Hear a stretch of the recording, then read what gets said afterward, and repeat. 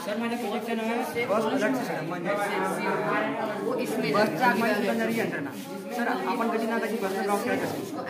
Sir आपण बस स्टॉपवर किती लेट बसची वाट पाहत असतो, पण सर काय होते बस लेट होते ट्रॅफिक असल्यामुळे या फिर कधी लवकर चालली जाते आपल्याला माहीत होतं।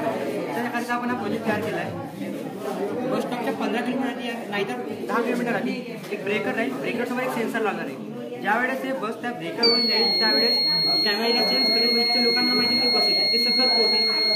सर आपण कसं करतो की बस यायची राहते आपण बस स्टॉपवर बसला जातो या फिर नाश्ता खायला जातो, त्यामुळे आम्ही बस तसा काही प्रकार होतो। तर आपण इथं ई बसचा वापर केला आहे, त्यामुळे काही सर पर्यावरणाला काही हानी होणार नाही आणि आपण इथं ई बसवर सोलर प्लेट लावली त्यामुळे सगळ्यात मोठे चार्ज GPS सिस्टम पण लावू शकतो ना? हो सर, ई बस आणि GPS सिस्टम ऑलरेडी